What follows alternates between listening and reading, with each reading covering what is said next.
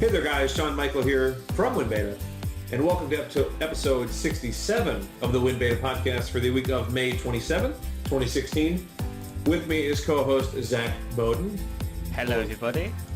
And this week we're talking about all sorts of stories. We got Windows 10, Windows 10 mobile news. There's a lot of Xbox news. I know that some people tune out on the Xbox news, but this could potentially be pretty big, or as Donald Trump would say, huge, potentially huge news. But, you know, we'll start. We got, I don't know, let's just say some pretty big news here. People are calling, Windows 10 mobile, all sorts of things. So, yeah, I think there's a lot of news this week to talk about. We'll touch a bit on Cortana and the mysterious Project Europe, which is, spoiler alert, we don't know much about. But in any event, Zach, how you doing this week? Not too bad. How are you? I am pretty good. As a heads up to everyone, I'm in a very good mood. So I'm probably going to be a little sarcastic, so I hope people can put up with that a little bit. Welcome to the WinBeta Podcast. All the time, so whatever. Yeah, I'm sarcasm's my middle name. Is it? Yeah. Now the real question is, what is your actual middle name? Don't worry about it. Never you mind what my middle name is. People are already getting onto like my real details. I can't add a middle name to the mix, then find out who I am. That's true. More importantly, they'd find out how old I am, which is not allowed, ever. So yeah, this week on the WinBeta Podcast, we're talking about a new insider build. Hooray! Actually, it's features. Well, I mean, Kinda. Can you pass these off as features? But look, the ruler has a compass, Zach. Oh yeah, well, that's pretty That's a good feature to have if you're lost or something. I don't know. Right, so basically this week's build... kind of compass. No, I know.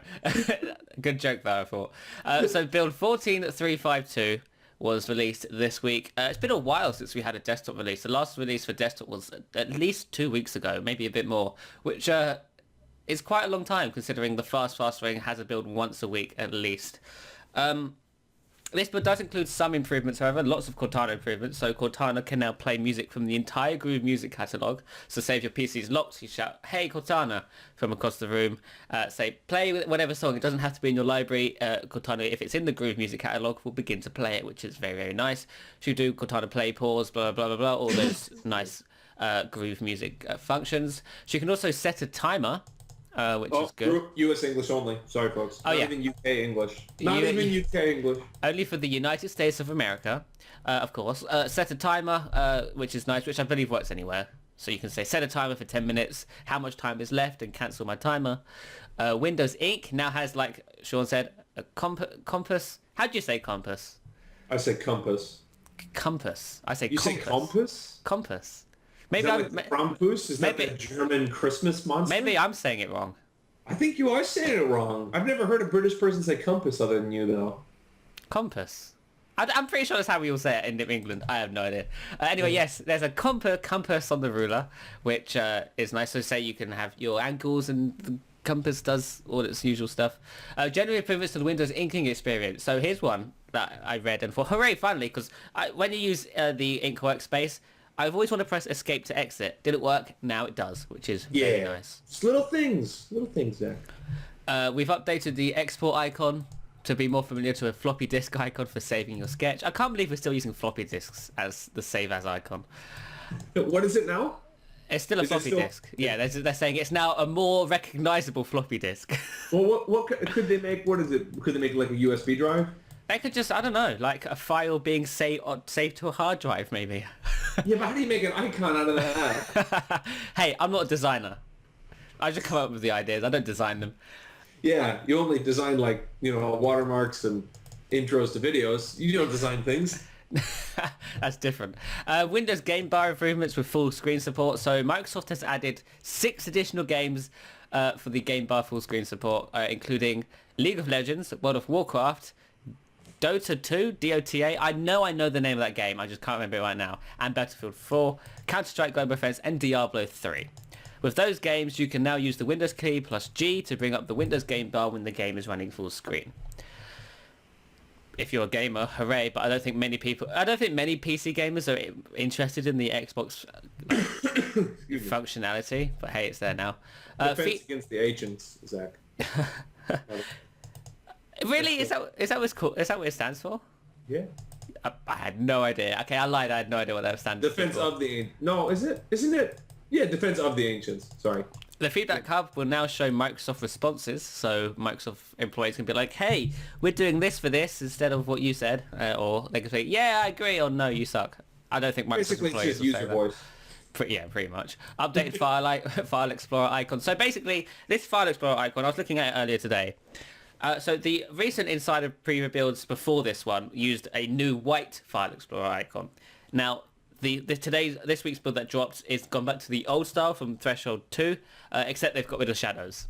I'm looking at these now, Zach. I didn't know. So it's literally a file folder inside a metal file rack. Is that what that's supposed to be? I have no idea. You know those little gray or now blue, like little half a square? Yes, I believe that's the rack, because when you... Yeah, and that's why there were shadows, because if it was a 3D object, that would have it. Now it just... Who has a blue file rack? Why don't they just leave it an actual color people have that in? You know what? Don't ask. I like that they've changed the folder to be manila, which is the color of most generic office folders. But why would you change other aspects to non-realistic colors? Yeah, well, Microsoft's icon design team are kind of all over the place right now. Hopefully that's amended before Redstone 1 RTMs. It probably won't be though. Like their context, their right-click context menus. Still a mess, even with RS1. So there you go. Known issues, only 3 known issues for this build and a ton of fixes, which is good to see considering our next story is going to talk about this. Redstone 1, the anniversary update, is now in its final stages of development, so it's good to see this build crack down on a lot of issues and fix a lot of those bugs. So moving on to that second story, actually, this week internal Windows 10 Redstone 1 builds are now showing up as version 16.07 in the About area. Now, this isn't surprising. We've always known that the Windows 10 anniversary update would be launching in July. 16.07 stands for 2016 of the month 07, which is July. Now, what is quite interesting is that I was told by sources that Windows 10 is now, the anniversary update is now feature locked, meaning features are no longer being worked on for the RS1 launch. They have now locked that down. They're now working entirely on stabilization, bug fixes, and general UI improvements, all the way up to to sign off, not RTM. Now, obviously, the features are continuing to be worked on, but in different branches for Redstone 2, which will be coming in the beginning of 2017. We may see a few smaller features that were announced at build show up in these Insider Preview builds for Redstone 1, but any new features that haven't been announced yet or huge features will not be showing up in RS1 now. So everything we've got in these builds will be coming in RS1. Any new huge features will be coming in a year's time, which is fine. Now, I know lots of Microsoft employees are kind of bummed at the fact that they can't get all their huge features in for RS1, but that's just the nature of development. Microsoft has a deadline for July, and they want to get this out to the public in time. So Zach, when they say feature lock, is that? I guess that's from when they say, it's kind of funny because they said it was feature locked, like you heard, feature locked, but then like the next build, which obviously they had already looked at, added a few more like features, but they weren't like features. So how feature lock is adding Hey Cortana or Groove music integration a feature, or is that just like a fix? A feature, well, the development of Windows is, I'd say it happens in layers. So there's different branches internally that all work on different features. A lot of the features working in those internal branches that are pretty much done are being bug fixed and whatever else internally will be flighted down to the release ring, in which will be then sent out to insiders, and that may happen in a couple of weeks for some features or not. But internally, if you're working in one of those upper internal branches and you want to start working on a new feature, that feature cannot end up in RS1. It's now an RS2 thing. If it's in early stages, it's an RS2 thing. Even if it's halfway done, it would now be an RS2 thing. It's too late to even think about trying to implement new huge features or, operating system changing features of a large scale now, because we've only got a month or so left, month and a half, I'd say, left of development. And a month of that needs to be at least a month. It needs to be dedicated to fixing bugs and polishing the OS. Otherwise, you're going to get a buggy release like with... It's a good sign, though, that the most recent I'll say public, even though it's insider, but obviously it's a public insider thing. There's only 3 known issues listed. Yeah, that's what I'm saying. So That's pretty good news. I mean, obviously, now instead of fixing major bugs, they can fix more minor bugs, or the little fine, your PC will reboot, but only if you do these 7 things in a row, trying to do them at once. That's a bug that they can now find over the next month and then fix. Exactly. So this is good news. I also heard that there are some updates to the settings app still on the way for Redstone 1. So general UI improvements to the setting up and general UI improvements to the entire operating system. So things like the notification center, some things are still kind of misaligned. That should be, things like that. Just general UI improvements, tweaks and changes on the lead up to a release in July. And that's pretty much that. That's pretty much all I've got for the 1607. That's probably the last exclusive, well, I say exclusive, the last scoop on RS1 that we can have. I mean, other than the fact that it's RTM'd, which may be announced by Microsoft. I doubt it. Signed off, maybe. Signed off. Microsoft don't announce sign-offs anymore, but internally when it signs off, I should hear about it if nobody else hears about it first. And, that means once they say signed off and then we reach the build that they say sign off of, then all of our people will go update to that build. Yeah, I mean, even Sean, you can update to the sign-off build. I probably will. Even before it's released officially. I will probably, as soon as they say sign off, I'll probably, as soon as there's an ISO or I can just update, I'll probably do it. Yeah. Yeah. All right. Well, Zach, we have some. Do you get bored of talking about this? This is kind of significant this time. People. We had a comment last week, and they were like, "Why do you always talk about phones?" And it's like, well. My gut reaction is like, well, because we were in beta. Yeah, and we're fans of the Windows 10 mobile ecosystem. Is that a problem? Right, but I guess I would understand why the operating system that less than 1 in 100 people in the world use. Someone might be coming to our site only for PC stuff. But we do talk about phones, and we're going to talk about phones. And this week there was actually some pretty big news related to phones. So I don't want to read through all the news and all the emails and that sort of thing. But there was another internal email that Windows Central got a hold of, or an internal memo email, whatever. It's talking about streamlining the organization and some of the big kind of key points. There's going to be a restructuring charge of $950 million and cutting 1,850 employees, including 1,350 from the what was the mobile OI? Is it OI or OY transition? In any event, this is bad news for a lot of people, a lot of employees. As always, we feel bad for them specifically, wish them the best. But people have also kind of, flipped out a bit because Microsoft it's more so than just writing down money or cutting off employees. They're reframing what they're kind of doing with Windows 10 mobile and the brand of it. So some of these quotes are specifically about what Microsoft is going to be doing with their hardware, and then there are other things related to Windows 10 Mobile as an operating system. So for example, when they say that they're going to be focusing on certain markets, and those markets don't include India or Brazil, but they do include US, UK, France, Germany, Poland, Australia, and Western Europe. Let's see, and then some others. There's a whole list on the article that we did. But they don't list Brazil and India. That doesn't mean that you can't run Windows 10 mobile in those countries. It just means that Microsoft isn't going to be focusing their hardware efforts in that area. Right, Zach? Is that right? Yeah. So they were. So for example, if Microsoft releases a Surface phone, unlikely it would be sold in India. Right. So basically, it is a very similar model to the Surface brand, honestly. There are kind of, some people even refer to them as Surface countries, where you can buy a Surface directly within that area. And with those usually comes certain amounts of Microsoft support. And these, I'll say, are geared more towards enterprise. Yeah, so Microsoft isn't bowing out of the phone market in a sense. They're bowing out of the consumer smartphone market. Now, this is scary news for those of you who are consumers like me and Sean and everybody else. But that doesn't mean we as consumers can't use Windows 10 Mobile. Microsoft will continue developing Windows 10 Mobile as an operating system. It is a SKU or an SKU of Windows 10 after all, and it still completes their Windows 10 vision.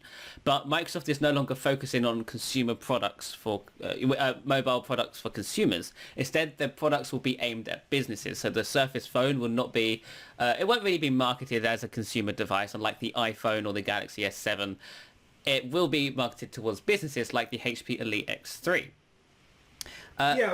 With Zach, I would say it kind of makes me sad that I hope that some of these gain traction in enterprise, and then I just hope it has a similar trajectory to Surface. They initially came out with the Surface. They actually advertised the Surface pretty heavily. They really always have, honestly.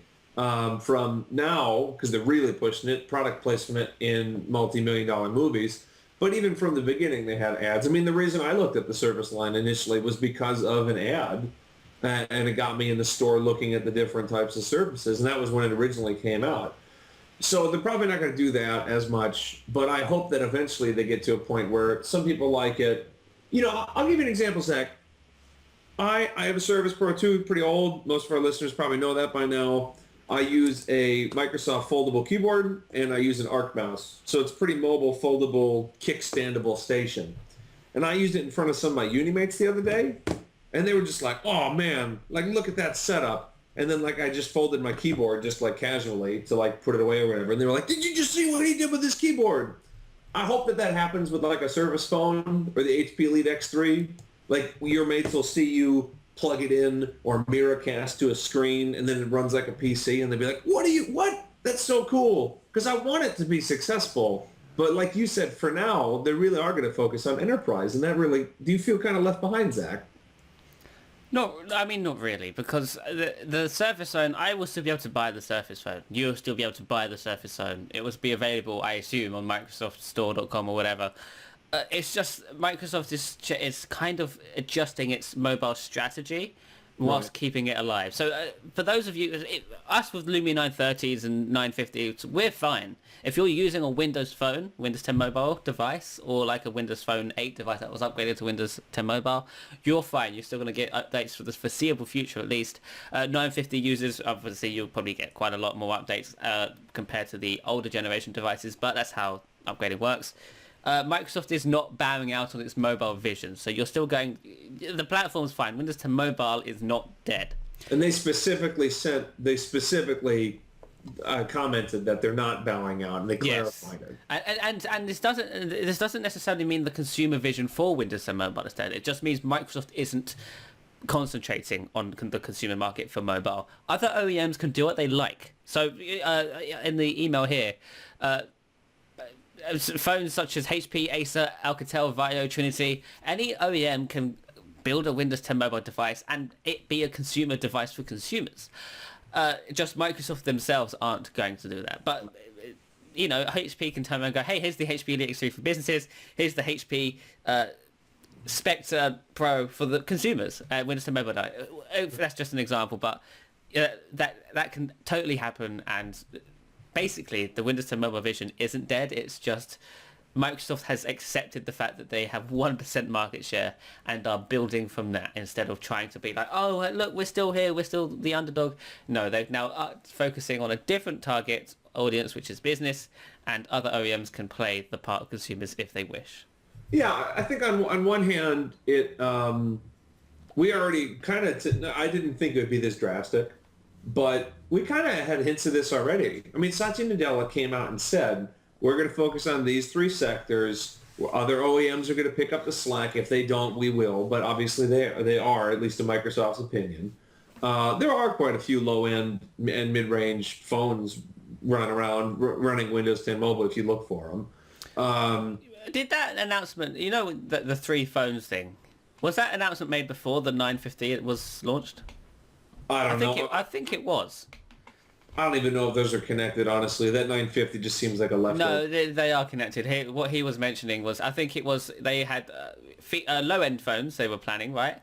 Business-orientated and a high-end for the fans. The high-end for the fans was the 950, okay. The low-end was the 550, and the business phone was the 650. They technically came through with that mindset, and now they're changing it to the whole just one feature phone for businesses. Well, I like you said, at one point we used to say, I wouldn't buy a non-Microsoft phone because... Sorry, not feature phone. I said feature phone. I meant smartphone.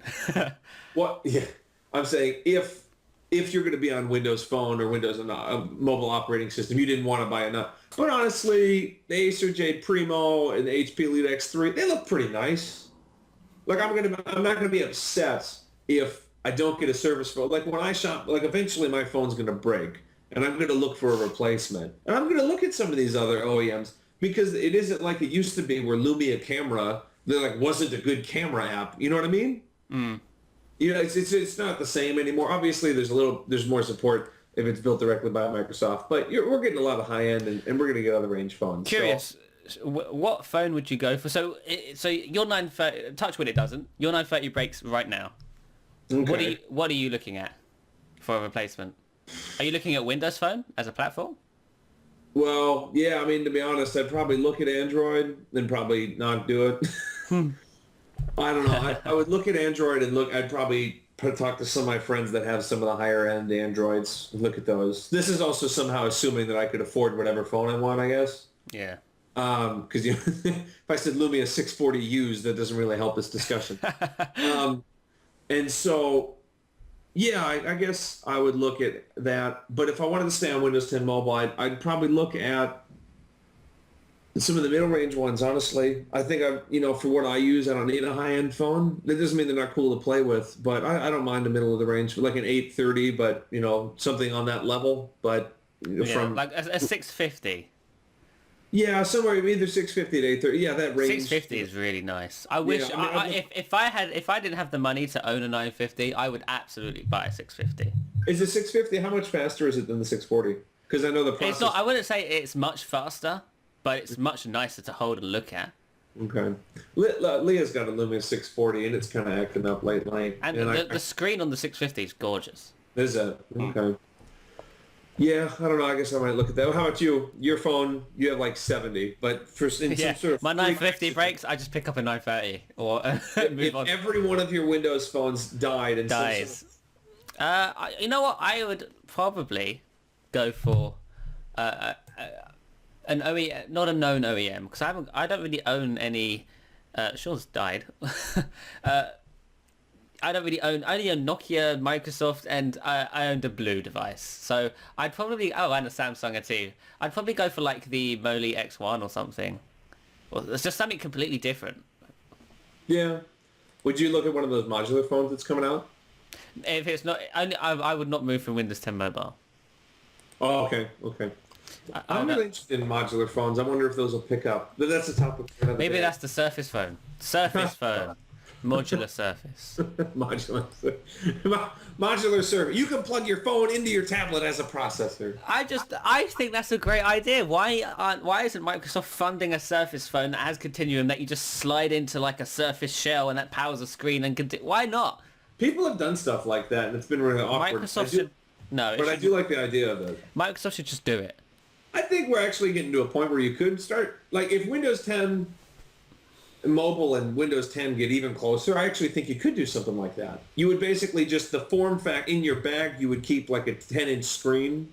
So you're like, I got a phone. It's got a 5-inch screen. You're like, now I need a 10-inch screen. And then you'd be like, oh, that's a monitor. Now I have a 30-inch screen. That'd be awesome. Yeah, would be absolutely fantastic. Why don't they do that? I mean, I'm sure it's extremely difficult, but get on it, Microsoft. Yeah, you got all the time in the world. That's it's not true, like your smartphone. Windows 10 Mobile is going anywhere. Yeah, it's not like your smartphone market's booming, is it? Because it's not. I do think it's interesting. We won't talk again about Android on Chrome, even though we had a poll, but we talked about that last week. But, I feel like all the major tech companies, they have a different approach, the big operating systems. Apple wants you to have a unified experience, but across multiple devices.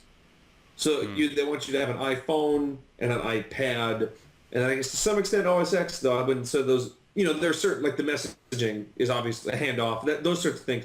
So they don't really, I don't think users care if the kernel's the same. I don't think they care about that. They want their experience to be the same, but they'll use different devices.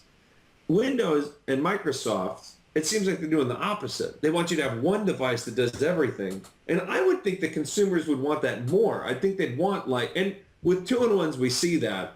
But I guess what we're saying is we should get 3-in-1s. Just get all-in-ones. Yeah. Well, I think a 3-in-1 would be the next step. It'd be a phone, tablet, and or you know what I mean? So some more. Yeah. You're saying. Yes. Anyway. Is there anything else more on the phones? We already went through the quote from them. I mean, there's a lot, but I don't know. I don't feel like betrayed, but this is a bigger hit than some previous hits because it is directly affecting consumers in certain markets. Yeah. But, I mean, it's not the end of the world. I'm still going to buy a Windows Phone, Surface Phone in 2017 or whatever. Yeah. Anyway. Well, moving from one story that we talk about all the time to a story that we now talk about every week, apparently. We got Xbox news, yes, Zach? Yes, Xbox news. Now, a report came out this week from the wonderful Brad Sams, who claims Microsoft is planning to release multiple... BD Sams. Don't we have to call people by their Twitter names? Sorry, yeah, BD Sams.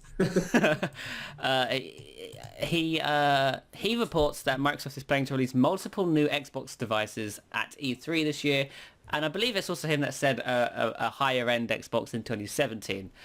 So that's from the article we wrote on this. Sams believes that Microsoft has plans for releasing more than one new piece of hardware at E3 2016. He also believes Microsoft is planning to release 2 new streaming devices, a compact device about the size of a Chromecast and another that is somewhat larger. In terms of pricing, he thinks the larger device may be $175 to $150. Why is that going backwards? And believes that it may be able to run apps and play games. The smaller one, meanwhile, will be priced at around $100. In terms of the Xbox One itself, Sam reports that a new Xbox One will also be released. The new Xbox One, he claims, will allow for 4K video playback, but not 4K gaming, similar to the PlayStation 4K or the PlayStation Neo, whatever they're calling it, which is still only a rumor. Sony has not confirmed the 4K, I don't believe. The long-rumored Xbox Mini is also real. So lots of Xbox stuff going on here. Kotaku also had a story on this, which I believe pretty much confirmed the pretty much what Brad said there. Except he talks the Kotaku one, I believe, talks a little bit more about the 2017 Xbox. Right. Which the 2017 Xbox, which is codenamed Scorpio, will have a more powerful GPU. According to 3 people familiar with this model speaking anonymously, because they're not authorized to speak about it, obviously, we hear that Kotaku hears that it will also be technically capable of supporting the Oculus Rift, and that Microsoft is pursuing a partnership with Oculus. As for 2016, sources have told us that there is at least a more compact version coming by year's end. One source believes that it will include a larger 2TB hard drive, which would be fantastic. Fantastic. 4 times what it used to be. Yeah, so this is interesting, especially since the Xbox runs Windows 10 now, because for the smaller Chromecast and the set-top, I'm calling it the Xbox set-top box because it sounds like it won't be able to play Xbox One games, but it will be able to run Xbox One apps. What if it went X set-top box 1? Microsoft and their marketing probably happen. Yeah, so the smaller Chromecast one will be able to run like YouTube or Netflix apps. Windows 10 apps. Let's go through these. What do you think of this? The first one that we have is the $100. Obviously, there's rumors, whatever. But yeah, what would you want out of a $100-ish Chromecast-sized Windows 10 Xbox thing? Well, I'd want it to be able to run things like YouTube, Netflix, Twitter, basic light Windows 10 universal Windows apps. For the set-top box, I expect it to be able to run Windows Store games. Now, not things like, obviously, like Gears of War, but, light-hearted games. Maybe Spartan Assault, possibly, those 2D scroller games, just mobile games, pretty much. And then the Xbox Mini, I would hope, would be an Xbox One just without a disk drive and a 2TB hard drive, so a much smaller, fully powered Xbox One that can play games. And obviously the 2017 Xbox will be obviously higher GPU, which can output a high resolution, be faster, etc., etc. That's what I'm hoping for. Whether or not any of that happens is another story. Yeah, let me go through some of these and this isn't just me. I mean, I've read a lot of comments on these from multiple different websites, so I'm not claiming that these are all my ideas, but some of them are pretty good. $100 is pretty high for a streaming stick. Chromecasts are only like, what, $30? No, it is quite high for a Chromecast device. Amazon Fire sticks, I think, are $20 or $30. So you would have to provide something bigger for that price. I think you probably have to it would have to at least do what a Roku stick does, because a Roku stick costs $50. And so I think it costs $50. Roku sticks can do, I think, Miracasts, they can do apps and, general media stuff. So you would at least need to do that. I'd also think you'd have to open up to some of the Windows 10 store, but that doesn't account, and people have pointed out, like Amazon doesn't have I don't think Amazon Video has a Windows 10 app. No, right. So they would need that. YouTube doesn't have a Windows 10 But here's app. the thing, with a device like this, it would encourage Amazon and, whoever else to build these apps. Now, Google does have a YouTube app on Xbox, so they could just use that technically. If they made it where it could run Xbox or Windows 10 apps, yeah, I guess sure. Yeah, but I don't believe that the Xbox One apps would need to be converted to run on Xbox One. I guess I just wonder. People have said this. You can get an Intel Compute stick for like $100, Right. which is a full Windows 10 computer Yes, but it's... that you can plug directly into your PC, into your Yes, monitor. but Xbox is more like a media operating system than a full Windows 10 desktop. Like, remember, Windows 10 doesn't have media center. Xbox One can be used as a media center. That's true. The UI is easy. One guide, obviously, Microsoft, if they work hard enough, they can transform their Xbox software into a whole media hub for everything in your house. Yeah. Bigger one. I would love DVR stuff. Make it a full DVR. That'd be great. Just bring that to regular Xbox while you're at it. Well, I've got like I can't record yet, but I believe I'll be able to record soon. Well, I think you can. There's DVR stuff, but I think there are limitations. I can pause TV and rewind TV with my aerial, but I cannot record to the hard drive yet. But I believe that's coming. So yeah, bring that. That'd be great. Someone could. What about? I don't know much about this. I think it's called the Steam Link, where you have like one main machine and then it streams to other machines in the house. Yes. Well, could maybe one of these bigger devices do something like that? I'm pretty sure the smaller one could do that.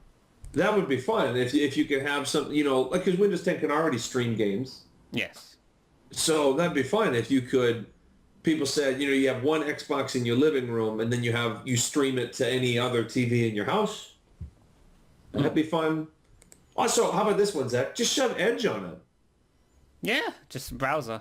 If you shove full Microsoft Edge on there, you could still do Amazon Video just through Edge.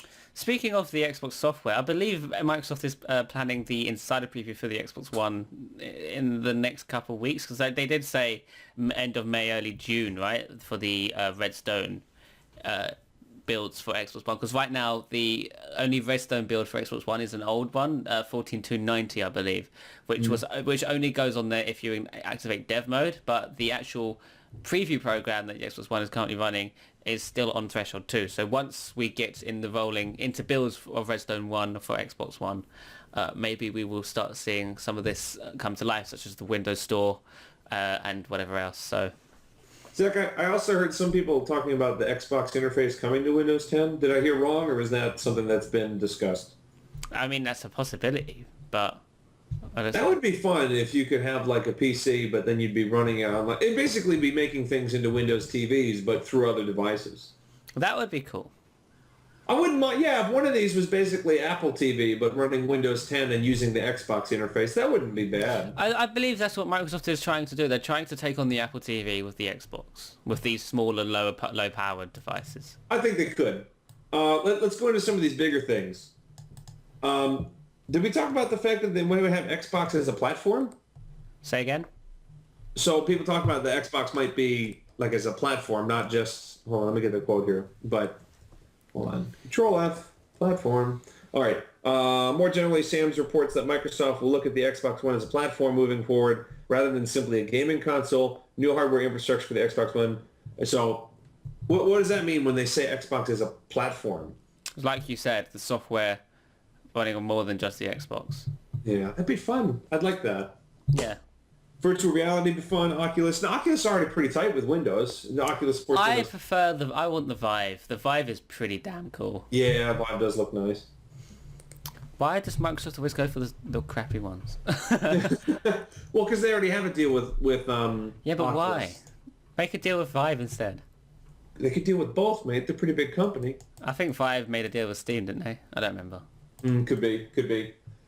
Anyway, was there anything else related to Xbox? I mean, I think this is like Windows 10 news. There's a point, like, did we talk about games or Halo at any point in that conversation? No.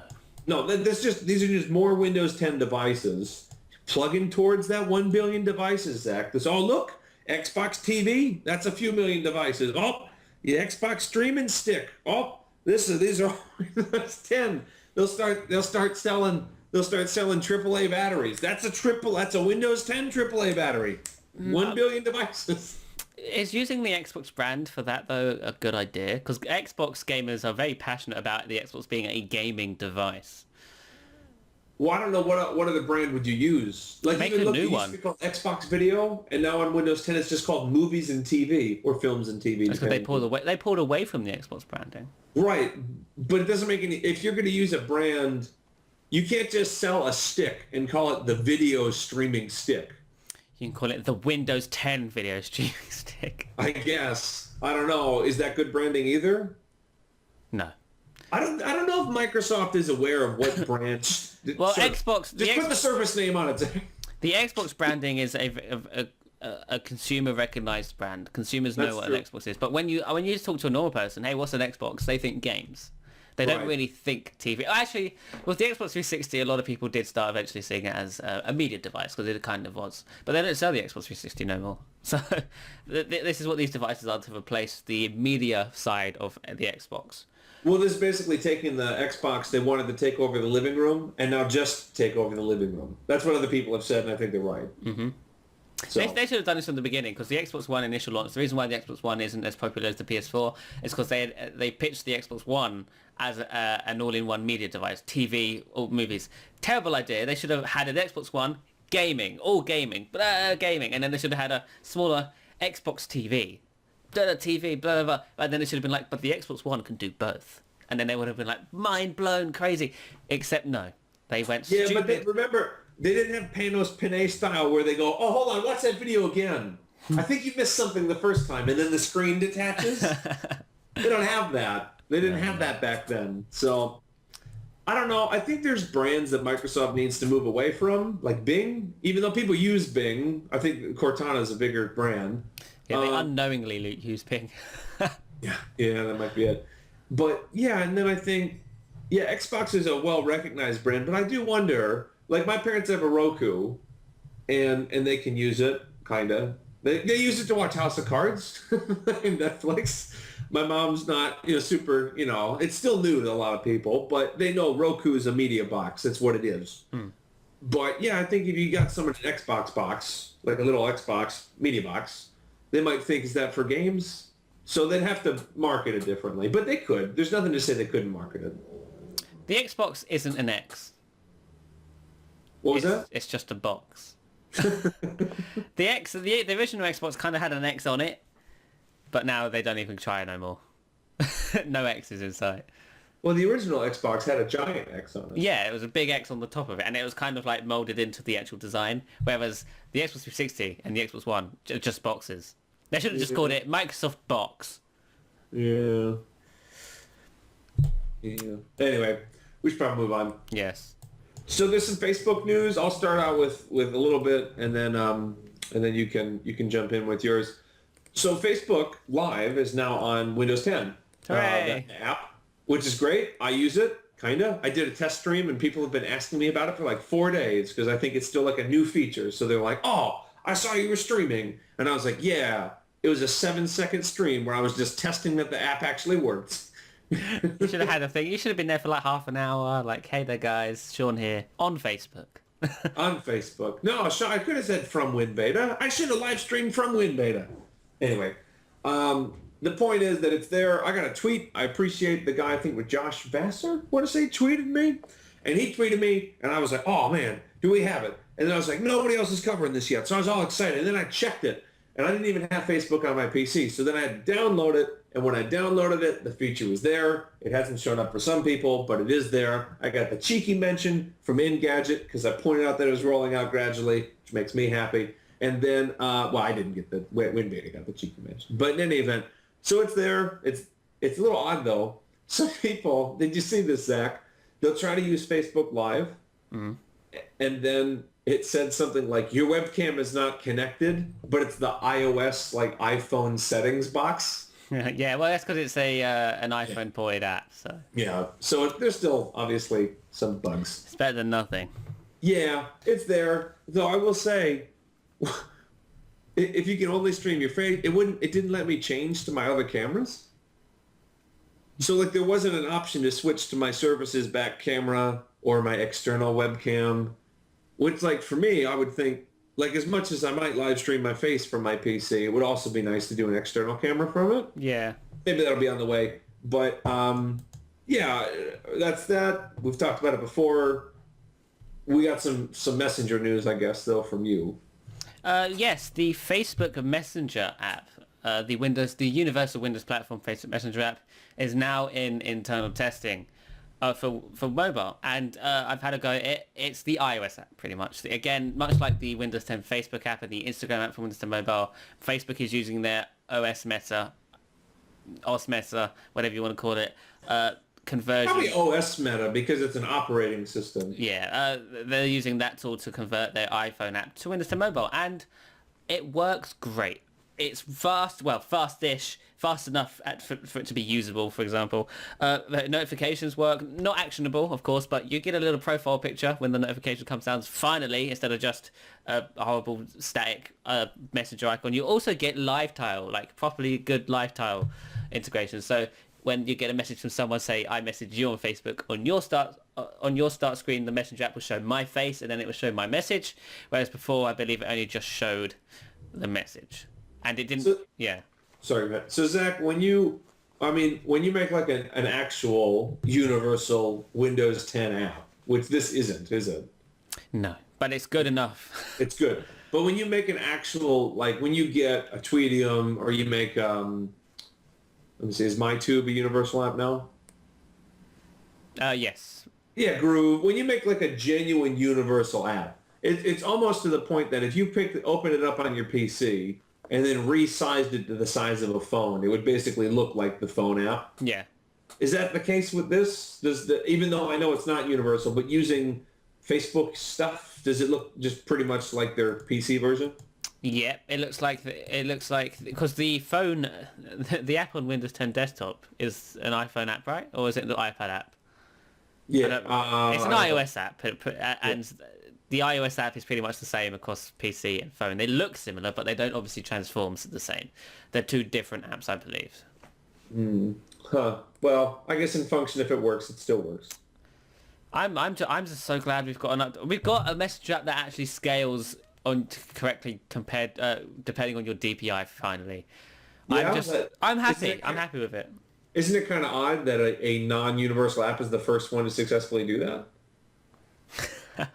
They're not first, but look, I'd rather Facebook be there like, we're going to use our own tools. We don't care if it doesn't correctly play with your continuum or whatever. If it works on mobile, if I can go outside and use the app and it has GIF support. I can send GIFs. I can change colors of conversations. The stickies, the stickers, the big smileys. Stickers. I can set nicknames for people. It's amazing. Yeah. So, yeah, we already saw that this was on the way, I guess. We knew that all these were coming, right? Yeah, Facebook did say that they were working on a Messenger app for mobile. But in any event, it's fun, and you like using it, and that's great. Yeah, so it's not out publicly yet. Will be in the future. No idea when. Keep an eye out. The big one is people... I want it on Windows 10 Mobile. I mean, and there's kind of this Microsoft-made Facebook app, which actually has some nice integration with Windows 10 Mobile. But I guess it's going to get replaced with with their OS Meta one. Yeah, I don't know. The Facebook Alpha that I've tested, I believe is still the universal app. I don't know. So there's no way they're going to have an OS Meta one on PC and then an OS Meta Messenger app on PC and mobile, and then have a universal app on mobile.